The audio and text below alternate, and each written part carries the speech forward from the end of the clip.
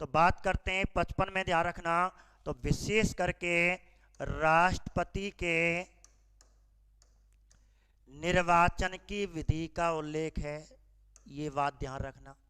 तो राष्ट्रपति की निर्वाचन की विधि कहाँ लिखी हुई है, तो ये आपको ध्यान रखना है कि निर्वाचन की विधि पूछे अनुच्छेद 55 में पूछेगा। अनुच्छेद 55 में राष्ट्रपति के निर्वाचन की विधि का उल्लेख है, एक बात। और किसका उल्लेख है, इसमें निर्वाचन विधि पूछे, निर्वाचन पद्धति पूछे, निर्वाचन पद्धति विधि, या फिर पूछे निर्वाचन रीति, ये तीन शब्द आप ध्यान रखना, ठीक है।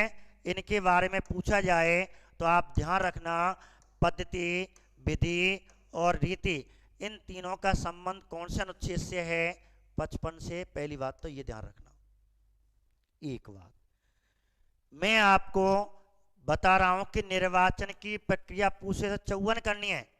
निर्वाचन की प्रक्रिया, राहुल शर्मा जी, विजय फौजदार जी, ठीक है। विधि रीति, बहुत बढ़िया। विधि, ये तीन शब्द हैं, विधि पद्धति रीति, ये तीनों अनुच्छेद 55 में। विजय फौजदार जी बहुत बढ़िया, आपने आंसर दिया। तो ललित किशोर जी, ठीक है, शक्ति सिंह जी, जो भी मेरे विद्यार्थी मेरे साथ जुड़े हुए हैं सभी को नमस्ते, सभी को राम राम, ठीक है। तो आप ध्यान रखना ये चीज, सीधा प्रश्न पूछने का, एक बात। दूसरी बात, अब निर्वाचन विधि का मतलब है कि चुनाव कैसे होगा, चुनाव की गणना, मतगणना कैसे की जाएगी, चुनाव में कौन भाग लेगा, वह तो प्रक्रिया है 54 में। अब चुनाव में भाग लेकर के वोट कैसे डालेंगे, उनकी मतगणना कैसे होगी, और ये है आप 55 में। अब ये एक पद्धति ली गई है, ठीक है। तो डेयर नाम के विद्वान थे हमारे, इन्होंने एक पद्धति दी है, उनकी पद्धति हमने ली हुई है, और वो पद्धति का नाम है, आप जानते होंगे, पेपर में पूछी जाती है, आनुपातिक, ठीक है, प्रतिनिधित्व, या तो शॉर्ट में ये पूछ ली जाती है या पूरा है, तीन शब्द हैं, आनुपातिक प्रतिनिधित्व, एकल संक्रमणीय, एक शब्द ये याद रखना है, गुप्त प्रणाली। ये तीन शब्द आपको ध्यान रखने हैं। ये पद्धति में आपको समझा रहा हूं, ध्यान से सुन लेना पहले, ठीक है। बस इतना ही संबंध याद रखें, हमारे पेपर से मतलब है ज्यादा इस पद्धति में हमें नहीं जाना। हम ज्यादा इस पद्धति में तर्क वितर्क करते हैं, वो निकल जाता है। बस आपको फैक्ट के माध्यम से अभी मैं शॉर्ट में आपको समझा रहा हूँ कि इसमें राम अवतार सिंह जी नमस्ते, ठीक है, अंजू अवस्थी, शैलेंद्र सिंह जी, एकल संक्रमणीय, आपने सही बताया, एकल संक्रमणीय, गुप्त प्रणाली और आनुपातिक प्रतिनिधित्व। अब ये थॉमस हेयर नाम के विद्वान ने, थॉमस हेयर नाम के विद्वान ने दिया था, थॉमस हेयर डेयर नाम के विद्वान थे, अर्चना डागोर जी, तो ये थॉमस हेयर नाम के विद्वान थे, हेयर विधि भी कहते हैं। अब ये विधि क्या है, अब कहने का मतलब है क्या, अब मैं आपको यही बता रहा हूं इस विधि के बारे में। मैं आपको पहले इस विधि को समझाने से पहले थोड़ा आपके गांव के क्षेत्र की ओर ले जा रहा हूं। सरपंच का चुनाव, आपने सरपंच का चुनाव देखा होगा और सुना भी होगा, दृष्टांत है, क्योंकि आपके हमारे स्थानीय लेवल पे चुनाव होता है तो लगभग इसके बारे में हम जानते हैं। जो हमारा सरपंच का चुनाव होता है, प्रातःकाल हम अपने वार्ड में जाकर के वोट डाल देते हैं। वोट डाली हमने, आपके वार्ड जितने वार्ड के होते हैं, अपने अपने पूरे क्षेत्र, गांव, हमारी ग्राम पंचायत आती है, उसके वोट डाल देते हैं। वोट डालने के बाद सायंकाल जो पार्टी आती है चुनाव वाली, वह मतगणना कराती है, फिर वो गिनती वही गिनेगी। अब गिनती होंगी तो 50-85 गड्डी बनाई जाती हैं, ठीक है, 50-85 गड्डी बनाते हैं। अब 50-85 गड्डी, अब इसमें जैसे मैंने एक वोट दिया या आपने एक वोट दे के आए, तो आपका एक अंक ही गिना जाएगा, एक अंक ही गिना जाएगा। गुरुजी और सचिन क्लास चल रही हैं, हाँ जी, बाकी सभी क्लासें चल रही हैं, मेरे बाद सब रेगुलर रहेंगी आपकी क्लासें, ठीक है। तो सुनो, मैं क्या कह रहा, आपने वो सरपंच का चुनाव में जब गिट्टी गिनी जाती है तो मैं वोट दे करके आया, आप वोट दे के आए, तो आपकी एक वोट गिनी जाएगी और फिर गिनते हैं 4 या 5 या 10 उम्मीदवार खड़े होते हैं, उनमें से सर्वाधिक जो वोट आती हैं वो जीता माना जाता है। ऐसे एमएलए में, ऐसे हमारे सरपंच में, प्रधान में, उप प्रधान में, तो ऐसे जीत जाते हैं। अर्थात एक वोट भी ज़्यादा आ गया वो जीत गया। एक कैंडिडेट का एक वोट, मैं हूं तो मेरा एक वोट, जैसे मैं गया तो मेरी एक वोट ही एक अंक ही गिना जाएगा। अर्थात प्रत्येक व्यक्ति का, जो सरपंच के चुनाव की बात कर रहा हूं, जब मैं आपको ये समझाऊंगा, सरपंच के चुनाव में एक व्यक्ति का एक अंक गिना जाता है, अर्थात एक होगा, ठीक है। लेकिन यहाँ ऐसा नहीं होता। फिर मैं बाद में बात करूंगा, इस पर ध्यान दे रहा हूँ, कठिन टॉपिक है, तो मैं आपको समझाने की पूरी कोशिश करूंगा, जो आपके पेपर होते हैं उस तक आपको समझाने की कोशिश करूंगा। देखिए, ये हम जानते हैं, लेकिन इसमें ऐसा नहीं होता। प्रस्तावक अनुमोदक सभा जाएंगे, ठीक है। शक्ति सिंह जी, आप पहले इस टॉपिक को ध्यान से सुनते जाओ, फिर क्रम बाई क्रम बढ़ते जाओ। इसमें जो भी कंफ्यूजन है आराम से पूछ सकते हो, पहले मुझे सुने ध्यान से और देखें। तो राष्ट्रीय चुनाव में थॉमस हीयर ने एक पद्धति ली है, उस पद्धति का नाम है आनुपातिक प्रतिनिधित्व की एकल संक्रमणीय गुप्त मतदान प्रणाली द्वारा, ठीक है। गुप्त का मतलब है किसी को बताना नहीं, जैसे आप सरपंच के चुनाव में गुप्त मतदान है, आपने अपने किसी को नहीं बताया, चुपचाप कोने में डाल करके डब्बा रखा है, दे आए, वो गुप्त है। ये तो आप जानते हैं, किसी को ना बताना, आपने देखा होगा, अलग सी चला जाते अलग ही आप डालते हैं तो गुप्त हो गया। अब ये क्या चीज है, अब ये क्या चीज है, इसका मतलब क्या है और इसका मतलब क्या है। इसका मतलब है कि प्रत्येक जो मतदाता होता है, अर्थात राष्ट्रीय चुनाव में भाग लेता है, और भाग लेने वाले मैंने आपको बताई दिए, एमएलए और एमपी सांसद, वो भी कैसे, निर्वाचित, दोनों सदनों के, जो संसद के निर्वाचित और एमएलए के केवल। एमएलसी विधान परिषद के सदस्य भाग नहीं लेते, मनोनीत सदस्य भाग नहीं लेते। तो ये मतदाता होते हैं, इनका मत मूल्य फिक्स होता है। हमारे थे एक वोट का एक मत मूल्य था, लेकिन यहाँ क्या है, प्रत्येक का, पूरे गांव में प्रत्येक व्यक्ति सरपंच को वोट डाला था, प्रत्येक का एक एक मत था। ध्यान से सुनना, एक एक मत था, तो हमारा तो मत मूल्य सरपंच के चुनाव में, एमएलए में एक एक है। लेकिन राष्ट्रपति में क्या है, जो एमएलए वोट डालते हैं, एमपी सांसद, member of parliament, member legislative assembly, विधायक जिसे कहते हैं एमएलए, इनका क्या, एक ना होकर के इनका मत मूल्य फिक्स कर दिया गया, निर्धारित, इनका निर्धारण कर दिया गया है। अब मत मूल्य, प्रत्येक एमएलए का मत मूल्य, ध्यान रखना, जो प्रत्येक राज्य के एमएलए का मत मूल्य, ये आपको ध्यान रखना है, ये असमान होता है, अर्थात अलग अलग होता है। अब ये मत मूल्य कैसे लिखाएंगे अभी बता रहा हूं। पहले तो एक बात ध्यान रख लें कि प्रत्येक राज्य के एमएलए का मत मूल्य अलग अलग होगा, अर्थात असमान होगा, एक बात।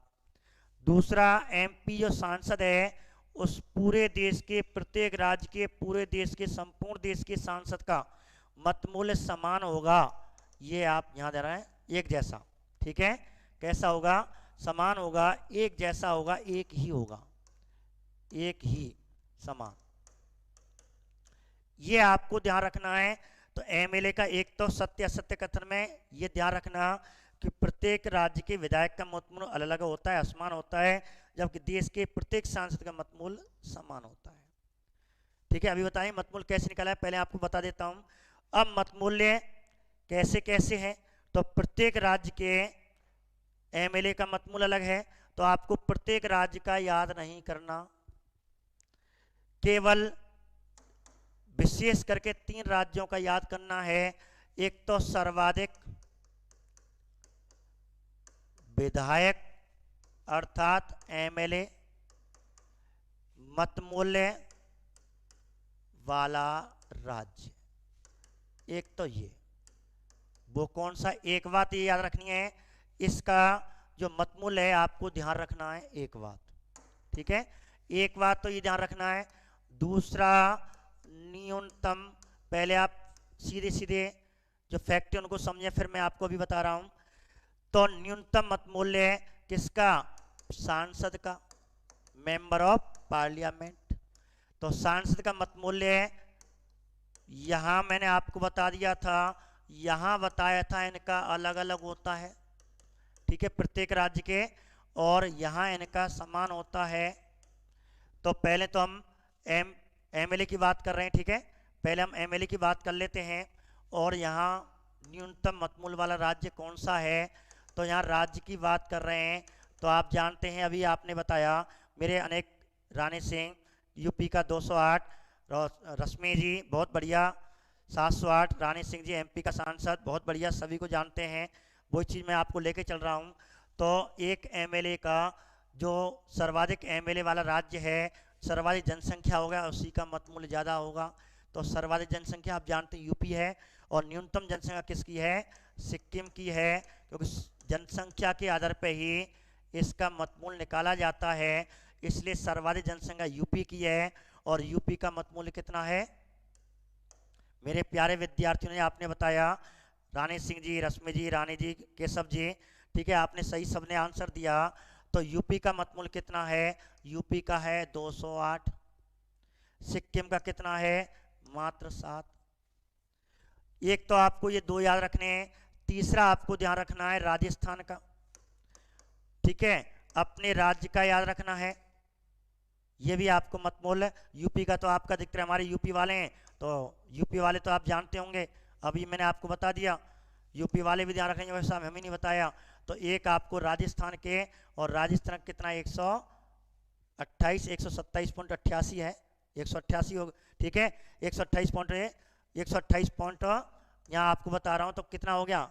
129 पे आ गया। ऑप्शन में सीधा सीधा क्या आएगा? अर्थात 129 है, ये मैंने पॉइंट में बताया, तो 129 हो गया। 128.88 के आसपास है, तो 129 है, पूरा लिखते हैं। और यूपी का आप जानते हैं 208 है। तो आपको राजस्थान का, यूपी का सर्वाधिक और न्यूनतम और सर्वाधिक, ये चीज़ याद रखना है। तो प्रत्येक राज्य के एमएलए का मतमूल्य अलग अलग होता है, और लेकिन सांसद का मतमूल्य कितना होता है? तो आप सांसद का जानते होंगे, प्रत्येक देश के सांसद का मतमूल्य, ठीक है, प्रत्येक सांसद का मतमूल्य समान होगा। तो प्रत्येक राज्य के सांसद या संपूर्ण देश के सांसद का मतमूल्य कितना है? 708 है। इतना आप जानते हैं। लेकिन ये मतमूल्य कैसे निकाला जाता है और किस संख्या? 128.88, 128.88, ठीक है, 127 नहीं शैलेंद्र जी, 128 का लेना, 128.88 या 87 आता है जब 129 लिखते हैं। अब देखिए 708 मतमूल्य हो गया। अब मतमूल्य कैसे निकालते हैं? एक एमएलए का मतमूल्य कैसे निकाला जाता है? तो इसका सूत्र आप याद रखना कि एक एमएलए का मतमूल्य कैसे निकालते हैं। राष्ट्रपति चुनाव में जो मतमूल्य फिक्स किया गया है, इसका आपको सूत्र याद रखना है। सूत्र कितना है? तो एक एमएलए के मतमूल्य का सूत्र निकालना है आपका। मतमूल्य का सूत्र कैसे निकालेंगे? तो ध्यान रखें, उस राज्य की जनसंख्या, किसकी? जिसका हम निकाल रहे हैं, केवल एक राज्य की, उस राज्य की जनसंख्या, और कुल जनसंख्या कितनी है? एक बात ध्यान रखना, कुल जनसंख्या, लेकिन जनसंख्या कौन सी वर्तमान में चल रही है? 1971। अर्थात राष्ट्रपति के जो उम्मीदवार के मतमूल्य की जनसंख्या का निर्धारण 1971 से किया गया है। एक बात, ठीक है। और ये क्यों किया गया है? क्योंकि अभी तो कोई संविधान संशोधन हुआ था, 84वां संविधान संशोधन हुआ था 2001 में, और उसमें कहा गया कि ये मतमूल्य की जनसंख्या आधार 1971 मानी जाएगी, और ये जनसंख्या का आधार कब तक चलेगा? 2026 तक चलेगा। इसलिए 2001 से और 2026 तक, अर्थात जब से निर्धारित किया गया था 1971, तो 2026 तक तो यही रहेगा। 2026 की बात चेंज हो जाएगा, ठीक है। इसलिए 84 में संविधान संशोधन 2001 के तहत संसद ने एक कानून बनाया कि 1971 की जनसंख्या के आधार पर ही सांसद और एमएलए का मत मूल्य निकाला जाएगा, जो 2026 तक रहेगा। इसलिए आपको क्वेश्चन आ जाए मत मूल्य की जनसंख्या का आधार वर्ष कौन सी जनसंख्या है, कौन सी जनगणना है, तो आपको 1971 करना है। 1991, 2001, 2011 जरूर आवेगा। 2001, 2011 जरूर आएगा। 1971 आ गया, 1991 में आ गया, तो आप ध्यान रखना नई मत कर देना, 1971 की जनगणना करना। अर्थात राजस्थान में 1971 की जनगणना जैसे राजस्थान में निकालें, तो राजस्थान की 1971 की उस समय कितनी जनगणना थी, और वर्तमान में एमएलए कितने हैं, एमएलए वर्तमान, अर्थात उसके एमएलए जो निर्वाचित एमएलए हैं उनकी कुल संख्या का भाग दे दो। अब भाग देने के बाद अब आपको ध्यान रखना है, ये मैं आपको पूरा सूत्र लिख देता हूं। भाग देने के बाद फिर है आपका भाग 1000, ये है, ठीक है। या तो ये सूत्र होगा या फिर 1/, गुणा कर देंगे तो 1/1000 हो जाएगा। लेकिन कभी कभी पेपर में क्या कर देते हैं, सही पूछते हैं सूत्र सही क्या है, यहाँ गलती कर जाता है एग्जामिनर और आपको गलती दिखाता है, आपको गलती पूछनी पड़ती है, बतानी पड़ती है कि ऐसे भी कर देता है ये गलत है।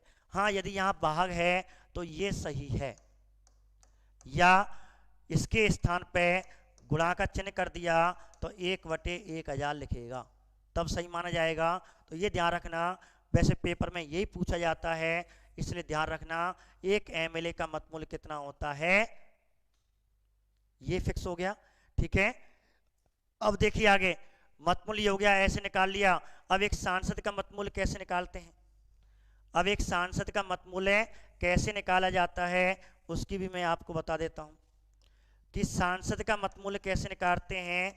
जैसे प्रत्येक राज्य के एमएलए का मत मूल्य निकाल लिया, प्रत्येक राज्य के एमएलए का मत मूल्य निकाल लिया, जैसे राजस्थान का निकाल लिया और जितने एमएलए उनका गुणा कर दिया, तो ऐसे करके सबका पूरे देश कुल एमएलए का मत मूल्य, कुल देश के जो एमएलए होते हैं का कुल मत मूल्य, जितने भी प्रत्येक राज्य के कुल एमएलए का मत मूल्य निकालेंगे और प्रत्येक राज्य 28 राज्यों को जो भी भाग ले रहा है उनको जोड़ देंगे कुल देश के एमएलए का मत मूल्य में, और कहते हैं सांसद। और सांसद कितने, लोकसभा और, ठीक है, राज्यसभा के निर्वाचित सांसद। कौन से निर्वाचित कितने हैं, 543 और 233, अर्थात 776 का इसमें दे देंगे भाग। कहने का मतलब है एक सांसद का मत मूल्य निकालने के लिए देश के कुल एमएलए के मत मूल्य में और कितने का भाग दे देना है, 776 का भाग दे देना है। इस प्रकार, और हमारे देंगे तो ये कितना आ रहा है, 708 आ रहा है। ऐसे करके मत मूल्य निकाला जाता है मेरे मित्रों। आपको एक फैक्ट ध्यान रखना है। दूसरी बात, ठीक है, अब चुनाव में अभी बताऊंगा चुनाव कैसे गिनती की जाएगी। पहले तो ये वोट डल रही हैं और इस प्रकार इस नीति से डरेंगे। अब ये नीति कह रही है, यहाँ मैं अब आपको समझा रहा हूँ, आपको मालूम पड़ गया कि राजस्थान के एक एमएलए का 129 हो गया, यूपी का 208 हो गया, जैसे हम राजस्थान के 129 हमारा। अब राजस्थान के एमएलए राष्ट्रीय चुनाव में भाग लेने जाएंगे तो भाग कैसे लेंगे और उनकी गणना कैसे होगी, वही मैं आपको यहाँ इन्हें अब इसकी व्याख्या बताने जा रहा हूँ। ये तीनों शब्द हैं क्या, तो इसका मतलब तो है खुला मतदान, ये तो हो गया खुला और गुप्त। तो खुला का मतलब है कि खुले में वोट डालना, लेकिन यहाँ बंद वोटिंग में डालना, तो यहाँ गुप्त मतदान है, ये आप जानते हैं। लेकिन ये क्या चक्कर है, ये क्या है और ये क्या है। जैसे एमएलए गए, जैसे आप एमएलए हो और राष्ट्रपति का चुनाव हो रहा है, राजस्थान के एमएलए हो और मैं एक एमएलए हूँ या आप एमएलए हो, और आपके अंक कितने जुड़ेंगे, आप वोट डालने जा रहे हो, आपके 129 अंक जुड़ेंगे। एक बात तो ये तो हो गया अनुपात, अनुपात फिक्स कर दिया, तेरी औकात है 129 नंबर की। यूपी को आवेगो, यूपी को कह रहा हाथ खड़ा करके, बेटा 208 है मेरे, यूपी को खड़ा और तुम खड़े हैं, यूपी करो 208 नंबर तो मेरे हैं, तेरे 129 है। एक तो कर दिया, फिक्स कर दिया अनुपात तेरा इतना। एक बात। दूसरा, अब ये जैसे वोट डालने जा रहे हैं, ठीक है, अब उम्मीदवार होते हैं, जैसे हम सरपंच के चुनाव में हमारे गांव में भीड़ लग जाती है, सरपंच चुनाव में तो लाइन लग जाए। तो राष्ट्रीय चुनाव में 4, 5, 12 जितने भी उम्मीदवार होते हैं, अब जैसे हमने माने 4 उम्मीदवार हैं हमारे, ठीक है, हमने कितने माने, 4 उम्मीदवार माने।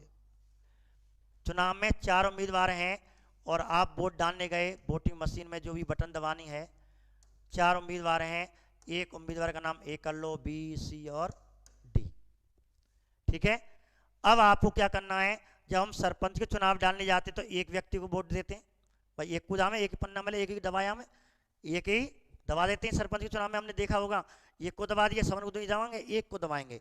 15 उम्मीदवार हैं तो एक को दबा देंगे, चले जाएंगे, ठीक है। लेकिन यहाँ में क्या है, अब यहाँ में क्या है, एकल संक्रमणी है, वरीयता के अनुसार वोट देनी है, चारों को वोट दे के आनी है। अब तो राष्ट्रपति चुनाव में यदि आप एक एमएलए हो और राजस्थान के एक एमएलए हो और राजस्थान के एमएलए के रूप में आप राष्ट्रपति चुनाव में भाग लेने जा रहे हो, तो आपको सबको वोट देनी पड़ेगी, चारों को।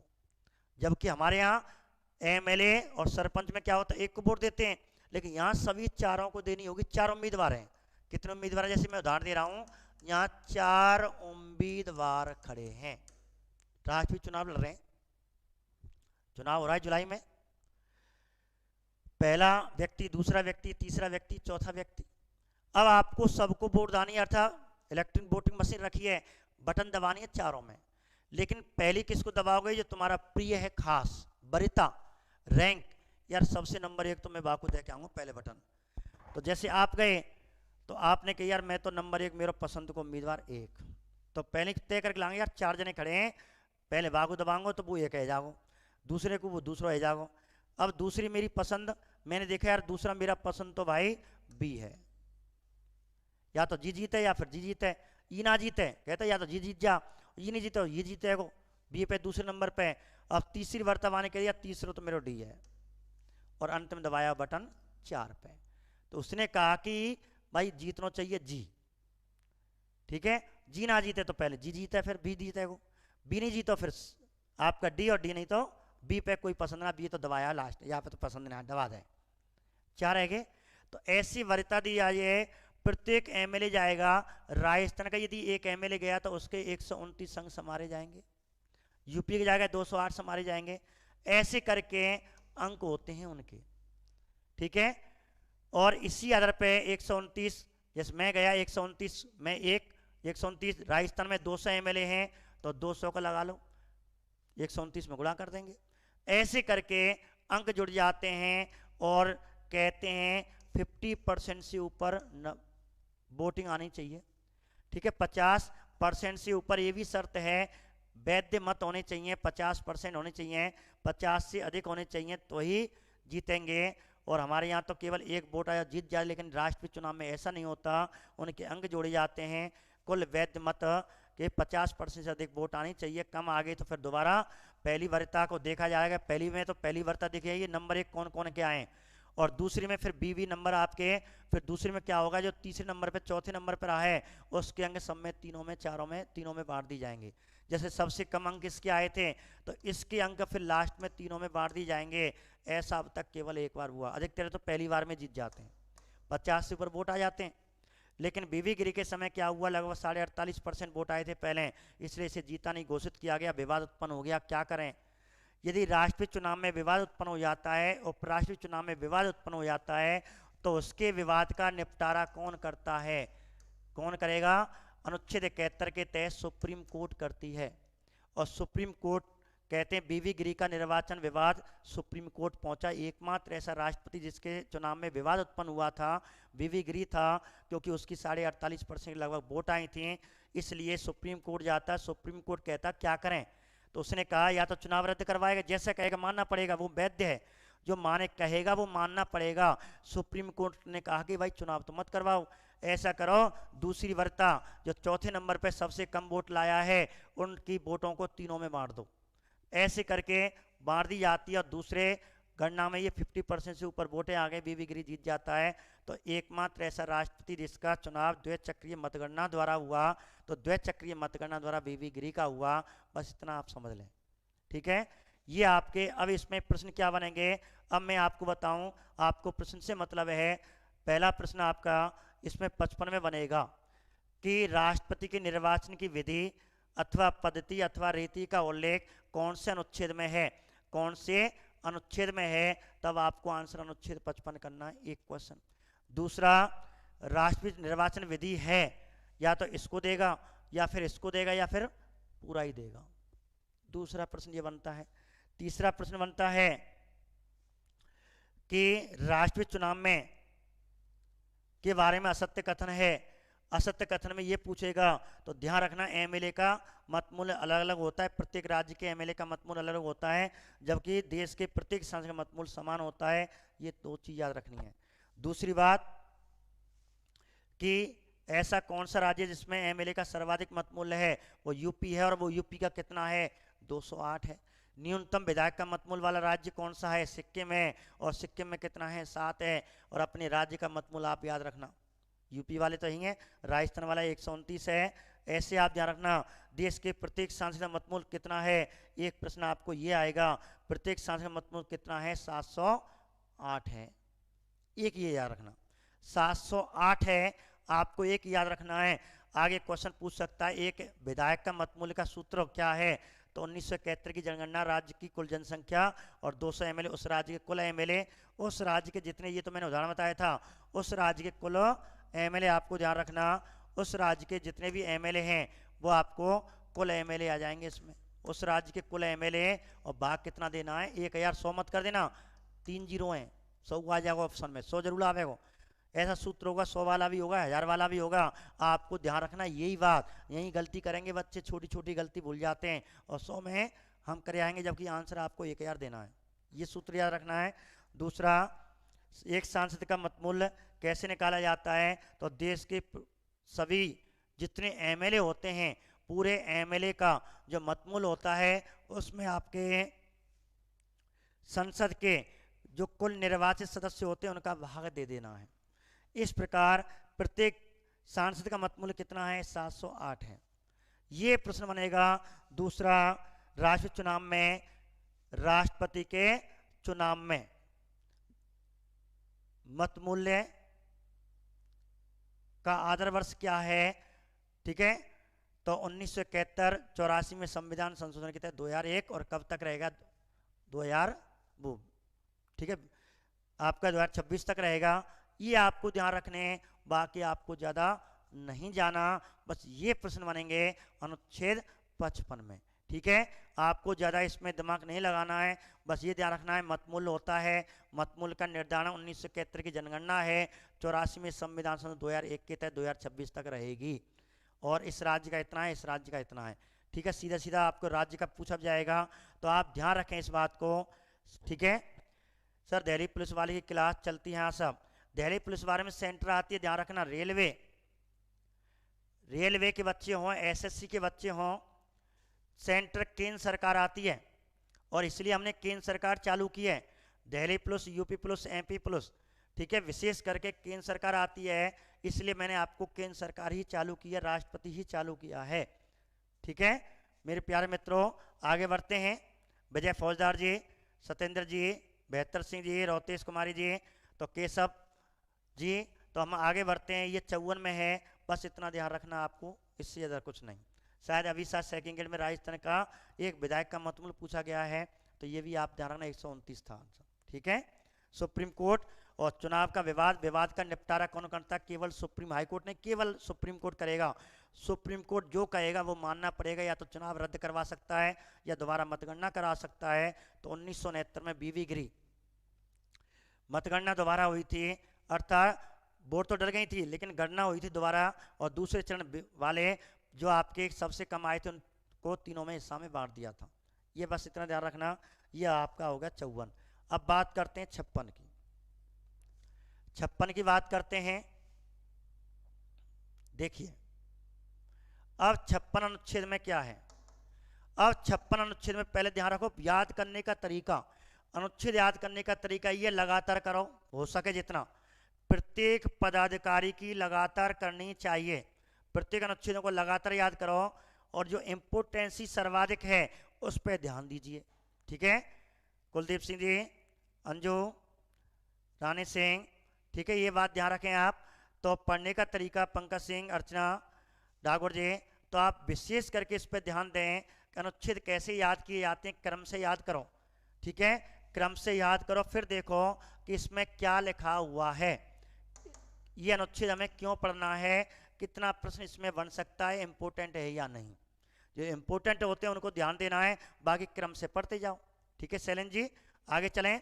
तो अनुच्छेद 54 में 56 में क्या लिखा हुआ है? तो 56 में दो टॉपिक हैं, ध्यान रखना आपके। 56 में राष्ट्रपति का संबंध है, दो टॉपिक हैं और एक शब्द है। शब्द और बताऊंगा आपको, एक नई चीज बताऊंगा यहां, पहले आप इससे देखें। 56 में राष्ट्रपति का संबंध है। ठीक है, नोटिफिकेशन नहीं आता है सर जी, नोटिफिकेशन जब आएगा कि आप पहले एग्जाम वायरस पे जाएं। ठीक है, इसको एग्जाम वायरस आपका जो चैनल है, जाएं, लाइक करें, शेयर करें, कमेंट होंगी, वो सब्सक्राइब होगा, रेड होगा, उससे ब्लैक करें, जो आपकी बेल होगी, घंटी होगी, उस पर दबाएं। घंटी उसमें 3 आएंगी आल, तो आपको आल करना है। जब आल करोगे, जब आएगा। दूसरा एक और मैं आपको तरीका बताऊं, नोटिफिकेशन आएगा, आप नहीं देख पाते हैं। यदि आपने ये काम किया है कि एग्जाम वायरस को डाउनलोड किया है, लाइक किया है, उस पर है, कमेंट किए हैं, सब्सक्राइब जो रेड होता है उसको ब्लैक किया है, घंटी को दबाया है, फिर उस पर आल करना पड़ेगा। आल का मतलब प्रत्येक नोटिफिकेशन आना चाहिए। फिर आप क्या करें, डायरेक्ट ही यूट्यूब पे पहुंच जाओ समय से। जैसे मेरी क्लास 3 बजे से है, तो अपने समय से पहुंच जाओ, फिर उसे यूट्यूब को डायरेक्ट खोलो। डायरेक्ट यूट्यूब खोलते हैं तो नीचे भी आप जाना, या तो हम आ ही जाएंगे डायरेक्ट, नहीं तो आपको नीचे दिखा नोटिफिकेशन रेड, नीचे चलते रहते हैं, उसमें भी लिखे होते हैं कि आपने जितने भी चैनल कर रखे होंगे उनके नोटिफिकेशन वहाँ भी डरे होते हैं, उसको दबा दो, वहाँ जाएगा आपका, कहीं से खोल सकते हो। ठीक है, नोटिफिकेशन मिलेगा, लेकिन आपको पहले ये डाउनलोड करना होगा, लाइक करना करेगा, सब्सक्राइब करना पड़ेगा। ठीक है, जब ये और घंटी को दबाना पड़ेगा, तीनों चारों काम करने पड़ेंगे, जब ये आपकी तुरंत ही आपको नोटिफिकेशन आ जाएगा। और लाइव क्लास तो आप बस ध्यान रखें 1 बजे तुरंत आ जाया करो, इनको करके तुरंत मिल जाएगा। ठीक है, 1 बजे और 3 बजे, 1 बजे हिस्ट्री की होती है, 3 बजे पॉलिटिकल की होती है मेरी। मैं बार बार आपको इसलिए बताता हूँ। देखो सुनो, अनुच्छेद 56 में राष्ट्रपति का संबंध है। राष्ट्रपति के 2 टॉपिक हैं इसमें, एक तो राष्ट्रपति का कार्यकाल। ठीक है, राष्ट्रपति का कार्यकाल, एक बात, एक तो यह है कि राष्ट्रपति कार्यकाल कितना होता है, सीधा पूछा जाता है। ठीक है, एक राजनीतिक मत, तो क्या होता है, अभी मैंने आपको सजाया, सत्यमेन जी आप लेट हो गए। एकल संक्रमण का मतलब होता है एक एक करके सभी को वोट देना, अर्थात जो उम्मीदवार होते हैं, जैसे मैं वोट देने जा रहा हूँ, मैं एमएलए हूँ, राष्ट्रीय चुनाव में वोट देने जा रहा हूँ, तो मुझे चारों को वरीयता देनी है। जितने भी उम्मीदवार हैं उनको अपनी पसंद के आधार पर रैंक दे करके, ये मेरा नंबर 1 का है, ये मेरा नंबर 2 है, प्रत्येक व्यक्ति को एक एक वोट, अर्थात बटन दबा के आनी है सबन पे। 12 ईवीएम मशीन में 12 उम्मीदवार हैं, तो 12 को आपको बटन दबा के आनी है, लेकिन क्रम बाई क्रम, जिसको आप पहले दबाओगे वो नंबर 1 वरीयता मानी जाएगी, दूसरे नंबर पे दबाओगे वो दूसरी वरीयता मानी जाएगी, तीसरे पे तीसरी। इसका मतलब पहले दबाइए तो इसका मतलब ये जीतना चाहिए साहब, ये ना तो ये जीत जाए। ये होता है एकल संक्रमणीय है। ठीक है, बस देसी भाषा में याद रखो। अर्थात प्रत्येक को, जो सरपंच चुनाव में तो हम 1 को वोट देते हैं, लेकिन ईवीएम मशीन में राष्ट्रीय चुनाव में प्रत्येक को वोट देनी पड़ती है। जितने 12, 10, 5, 7 जितने उम्मीदवार हैं, क्रम बाई क्रम सबको वोट देना होता है। अनुपात का मतलब अंक होते हैं चुनाव में। राष्ट्रीय चुनाव में मैंने आपको बताया कि हमारा मतमूल होता है 129 है, राजस्थान के एक एमएलए का, तो मैं एक एमएलए हूँ, राष्ट्रीय चुनाव में जाऊँगा, तो मैं जब देख के आऊँगा, ये जिसको दूंगा उसके 129 नंबर मेरे जुड़ेंगे, ये है। ठीक है सत्यन जी, चलें। तो अनुच्छेद 56 में राष्ट्रपति के कार्यकाल का उल्लेख है। एक तो ध्यान रखना ही है, राष्ट्रपति कार्यकाल कितना होता है, ये क्वेश्चन आता है।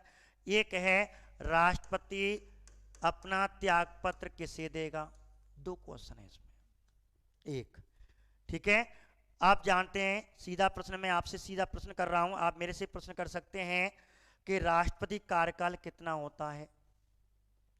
राष्ट्रपति का कार्यकाल कितना होता है, तो राष्ट्रपति कार्यकाल कितना होता है सब जानते हैं, 5 वर्ष। अर्थात राष्ट्रपति कितने समय के लिए निर्वाचित होगा, राष्ट्रपति क्या होता है, निर्वाचित होता है, कितने समय के लिए, 5 वर्ष के लिए होगा। एक बात, अब आपको एक चीज बता दूं, यदि राष्ट्रपति पद पर रहते हुए मर जाता है, दूसरे राष्ट्रपति चुनाव हो जाता है, जो मान लो दूसरे राष्ट्रपति चुनाव हो गया, खाली पद था, 2 साल बाद मर गया, कारवा कुछ समय के लिए चुनाव करा ली 6 महीने के अंदर, अब नया राज्यपाल आया, वो नया राष्ट्रपति आया है, राष्ट्रपति पद पर रहते मर गया, कुछ समय कारवा रहा, चुनाव करा ली 6 महीने के अंदर, अब नया आएगा, 2 साल बाद मर गया था, तो उसका कार्यकाल 3 होगा या 5 होगा? शेष अवधि के लिए होगा या 5 होगा? 5 ही होगा, पूरा कार्यकाल होता है, ध्यान रखना। सरपंच का नहीं होता है, ध्यान रखना, सरपंच का नहीं होता है, इनका शेष अवधि के लिए होता है। राष्ट्रपति का, जो नया राष्ट्रपति आएगा चुनाव होने के बाद, कार्यवाही तो केवल 6 महीना रहेगा, ठीक है, 5 वर्ष रहेगा। तो आप ध्यान रखें, यहाँ भारत के राष्ट्रपति कार्यकाल 5 वर्ष होता है, लेकिन अमेरिका के राष्ट्रपति का कार्यकाल 4 वर्ष होता है। जबकि राष्ट्रपति का पद कहां से लिया है? अमेरिका से। लेकिन यहां आपको ध्यान रखना, अमेरिका के राष्ट्रपति कार्यकाल 4 होता है, जबकि भारत के राष्ट्रपति कार्यकाल 5 होता है। एक बात और, कुछ भी याद मत करना, जैसे जब तक नया राष्ट्रपति नहीं आएगा, जब तक ये पद पे अपने बैठे रहेगा, ये भी आप ध्यान रखना, ठीक है। 3 शेष अवधि के लिए है, शेष अवधि यहाँ नहीं चलती, राष्ट्रपति में नहीं चलती, सरपंच में चलती है। राष्ट्रपति जैसे ही नया चुनाव होने के बाद नया आएगा, ठीक है, तो शेष पूरी अवधि के लिए माना जाएगा, पूरी 5 साल के लिए बैठेगा, ठीक है, 5 का ही होगा। तो एक तो आप ध्यान रख लेना। दूसरा है, अब राष्ट्रपति यदि त्यागपत्र देना चाहे, जैसे मान लो वह 3 वर्ष बाद त्यागपत्र दे रहा है, कोई राष्ट्रपति रामनाथ कोविंद जी है, रामनाथ कोविंद जी हैं, और रामनाथ कोविंद जी और 3 वर्ष बाद क्या कर रहे हैं? त्यागपत्र दे रहे हैं। यार मैं नाम ओपन झल रहा हूँ, बूढ़ो बड़ो आदमी है को, मैं तो यार त्यागपत्र दे रहा हूँ, और 3 वर्ष बाद त्यागपत्र दे रहा है। और त्यागपत्र किसको देगा? आपने सही बताया, शैलेंद्र जी, रश्मि जी, ठीक है, रोहतेज जी, आपने सही बताया। तो त्यागपत्र किसको देगा? अपने छोटे भैया को,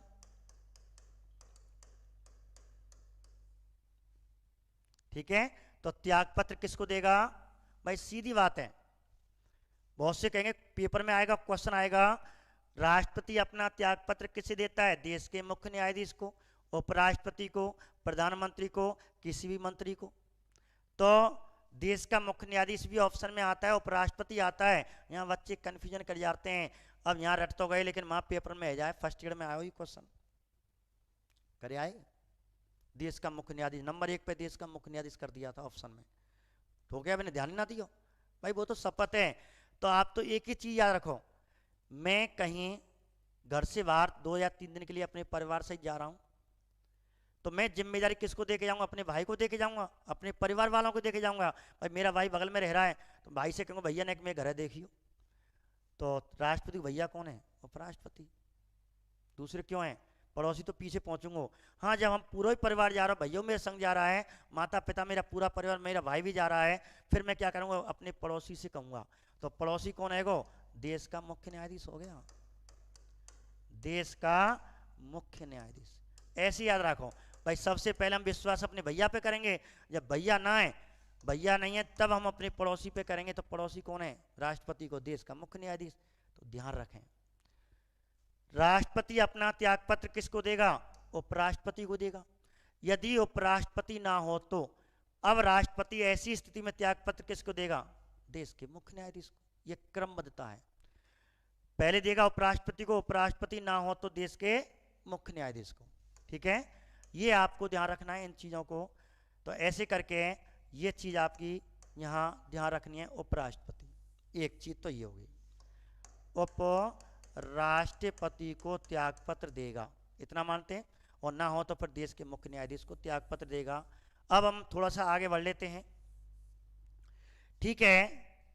हमारे रामनाथ कोविंद जी ने, एम वेंकैया नायडू इस समय उपराष्ट्रपति हैं, उनको त्यागपत्र दे दिया। मान लो त्यागपत्र दे दिया, अब त्यागपत्र दे दिया, अब उपराष्ट्रपति बड़े प्रश्न भये, मैं तो बन गया जेंटलमैन कि ना, मैं तो बन गया राष्ट्रपति, बड़ा प्रश्न होगा।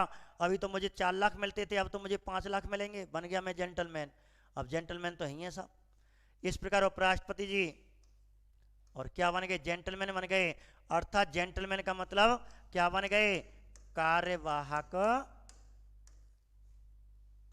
राष्ट्रपति बन गए। अब कितने मिलेंगे वेतन? अब मिलेंगे 5 लाख, ठीक है। अब तक कितने मिलते थे? 4 लाख मिलते थे, और अब मिलेंगे 5 लाख। 1 लाख तो बढ़ेगा, जेंटलमैन तो बनेंगे साहब। नीलम जी ठीक है। अब इस प्रकार एक चीज ध्यान रखना, अब कार्यवाहक राष्ट्रपति बन गया, जैसे ही राष्ट्रपति बड़े भैया ने छोटे भैया को दे दी जिम्मेदारी, ले भैया तू बन। अब उपराष्ट्रपति तुरंत सूचना किसको देगा कि बन गया मैं जेंटलमैन। तुम यदि नौकरी लग जाती है तो कौन को देंगे, कह दे पापा थे तेरे थे अब ब्याह करूंगा। जब तो मने कर दी तेरे पापा ने, मैं आया संबंध लेके, मैं तो छोरी थे तेरी ब्याह करूंगा। अब कह दे भाई अब तो करना पड़ेगा, छोरा नौकरी लग गो। तो ऐसे ही है, तो हम तो क्या करेंगे, अपने प्रिय मित्र भाई बंधु माता पिता जो हमारे प्रिय होंगे, हमारी नौकरी लगी, उसको हम फोन करेंगे। बहुत से तो तुम समझ रहे हैं कौन को करेंगे, तो सब अपने अपने फोन करते हैं प्यारों को। अब ये हमारा उपराष्ट्रपति प्यारा किसको फोन करेगा, अर्थात सूचना किसे देगा। यहां क्वेश्चन तैयार, क्वेश्चन ध्यान रखें, क्वेश्चन सुनो।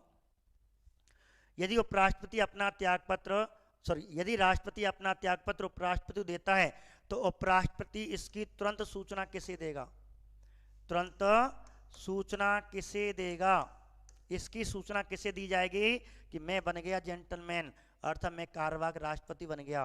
तो बताइए किसको देगा, बताइए आंसर।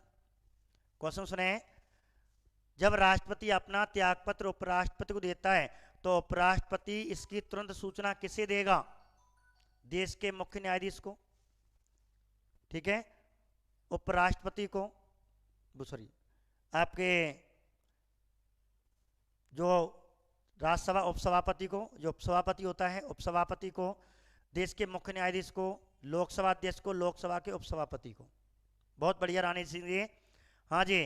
तो क्या लोकसभा के उपाध्यक्ष को देगा, किसको देगा, लोकसभा के उपाध्यक्ष को देगा, अध्यक्ष को सॉरी, ठीक है, लोकसभा अध्यक्ष को देगा ये वाला।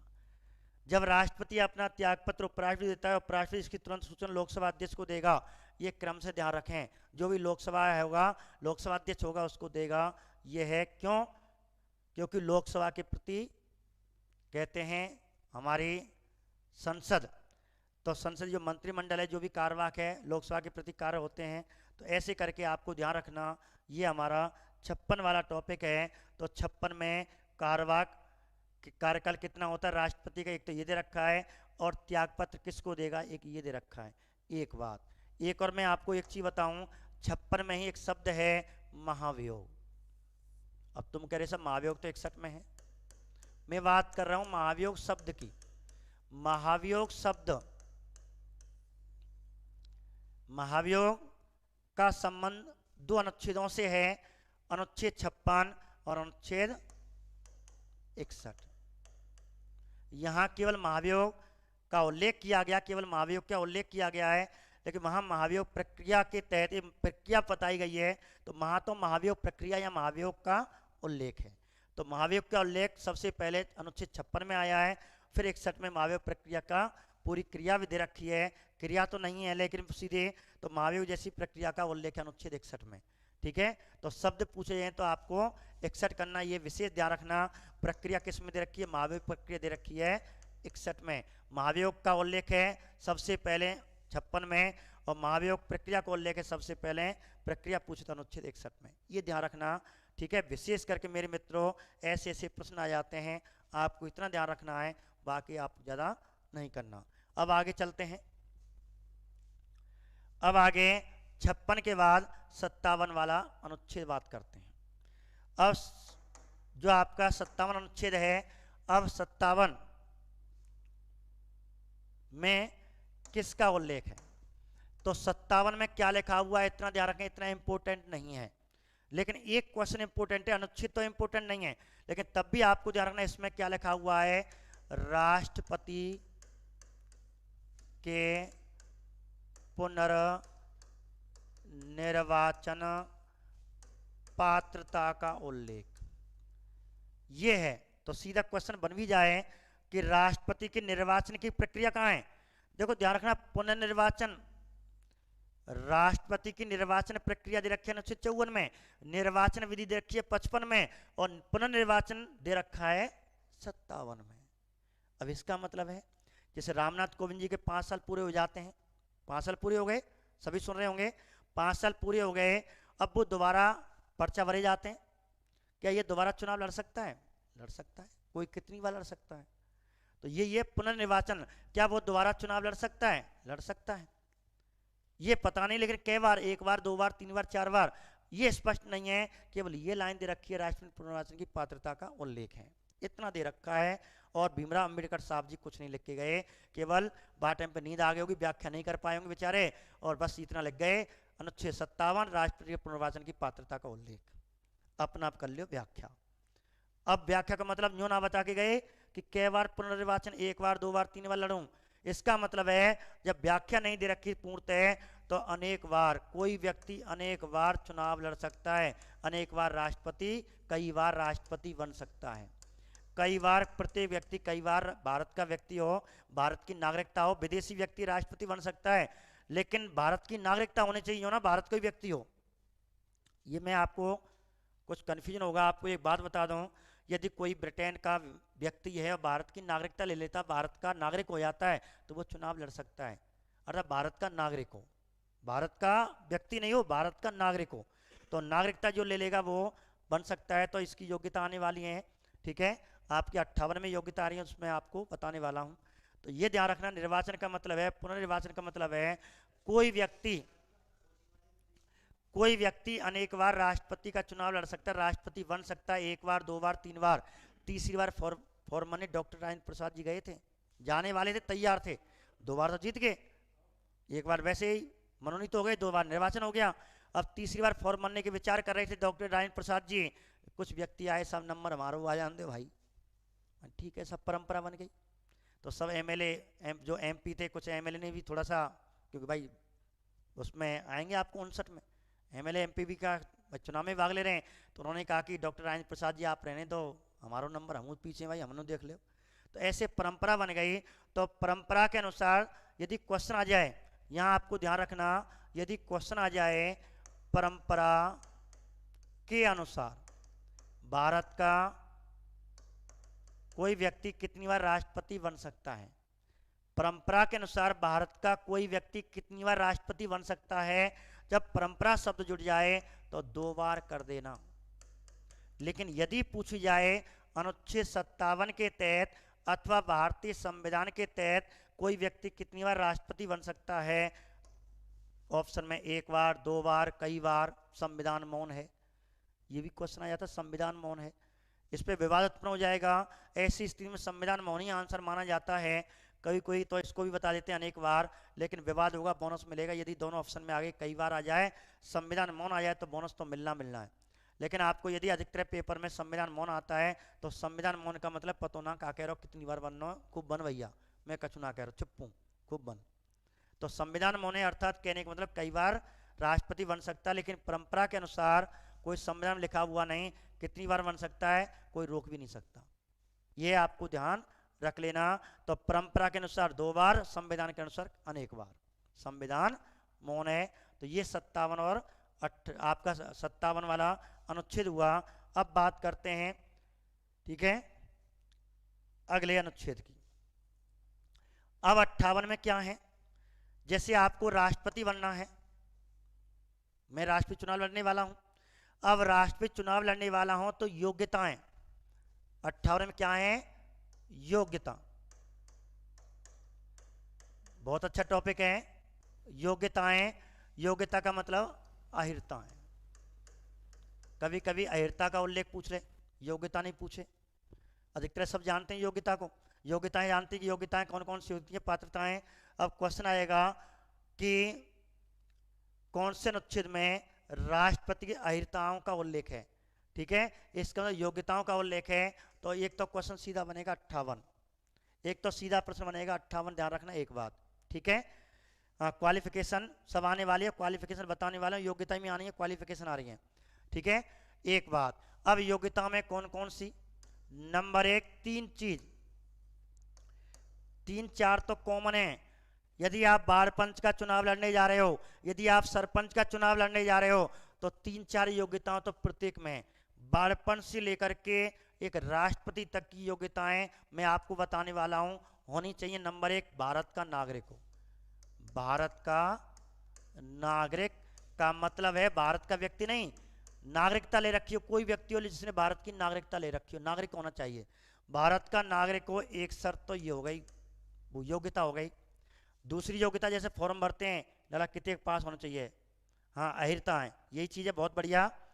2 बार, हाँ मतलब 2 बार हमारे यहाँ 4 ईयर, आपके अमेरिका में 2 बार ही बन सकता है, 4 साल का कार्यकाल होता है, हमारे यहाँ ठीक है तो अनेक बार बन सकता है, 5 साल का कार्यकाल होता है, ठीक है, ये ध्यान रखें। भारत का नागरिक हो, एक बात। दूसरा, कोई लाभ के पद पर ना हो, कोई लाभ के पद पर ना हो, इसका मतलब कोई लाभ के पद पे ना हो। अब लाभ का मतलब क्या होगा, लाभ का मतलब यहाँ क्या हो गया, लाभ का मतलब है यहाँ जो मान लो सीधी बात है सरकारी नौकरी, सरकारी नौकर नहीं होना चाहिए। एमएलए एमपी हो, राज्यपाल हो, एमएलए एमपी राज्यपाल हो सकता है, आप तो केवल इतना ध्यान रखना है लाभ का पद का मतलब है सरकारी नौकर नहीं होना चाहिए। जैसे गामन में कोई नौकर है, कोई मास्टर है, अध्यापक गण है, और वह मन में आ रही है, ठीक है, पागल नंबर क्या बोल रहे हो आप नीरज जी, समझ में नहीं आया, स्पष्टीकरण करें। देखो कोई लाभ के, हाँ पागलपन की बात कर रहे होंगे, ठीक है, पागलपन आएगा इसमें। कोई लाभ के पद पे ना हो, कहने का मतलब इतना ध्यान रखें, लाभ का मतलब है सरकारी नौकरी नहीं हो। ये जो नेता होते हैं सरकारी नौकरी में नहीं आते, मंत्री, आप कोई मंत्री राज्यपाल, ये मंत्री पद हैं जितने राज्यपाल हैं, राजनीतिक पद हैं, तो राजनेता पद सरकारी नौकरी में नहीं माने जाते, लाभ के पद पे नहीं माने जाते। तो ये कोई लाभ के पद पे ना हो, तो आप तो केवल एक याद रखें सरकारी नौकरी ना हो, बस इतना याद करो। दूसरा, कोई पागल, कहते मानसिक रूप से क्या नहीं हो, मानसिक रूप से पागल नहीं होना चाहिए। अब पागल थोड़ी काम कर लेगो, ठीक है, मानसिक रूप से क्या नहीं होना चाहिए, पागल नहीं होना चाहिए। एक है आर्थिक रूप से क्या नहीं होना चाहिए, दिवालिया ना हो, अर्थात वित्तीय संकट, वित्तीय कोई रिश्वतखोरी अर्थात पैसे के आधार पे नहीं होना चाहिए, ये तो कॉमन है। एक बाढ़पन से लेकर के राष्ट्रपति तक ये तो कॉमन है, ध्यान रखना, इसलिए मैं बार बार इसको नहीं बताता, आपको ध्यान रख लो, ये भी हैं। अब जो अलग हैं वो पेपर में पूछी जाती हैं, वही आपको ध्यान रखनी है। अब अलग कौन सी है, 5 में न्यूनतम उम्र के अधिकतम, कम से कम कितनी उम्र चाहिए, 35 वर्ष चाहिए, 35 तीनों की याद रखो, 35 केवल तीनों की याद करिए। एक तो राष्ट्रपति बड़ो भैया, बीच को भैया उपराष्ट्रपति, छोटो भैया राज्यपाल। 3 से चौथा ना है पॉलिटिकल में, 3 से चौथा पॉलिटिकल में 35 वर्ष नहीं है। आप कान खोल के सुन लें, दिमाग में बैठा लें, केवल 3 पदाधिकारियों के लिए 35 वर्ष आती है, वो भी न्यूनतम उम्र है, अधिकतम उम्र नहीं होती, अधिकतम उम्र नहीं होती। 3 कौन कौन से, बड़ा भैया राष्ट्रपति, बीच को भैया राज्यपाल, और ठीक है जो बीच का सॉरी उपराष्ट्रपति, और छोटो भैया राज्यपाल। तो ये राष्ट्रपति उपराष्ट्रपति राज्यपाल के लिए कितनी होती है, 35 वर्ष, ठीक है, याद रखना इस चीज़ों को। एक बात ये हो गया आपका। दूसरा आपको एक और चीज, ये 2 चीज अलग हैं, राष्ट्रपति की योग्यताओं में ये आपको 2 चीज याद रखनी है, ये तो कॉमन है, 2 चीज विशेष करके याद रखनी है, 35 वर्ष न्यूनतम उम्र होनी चाहिए।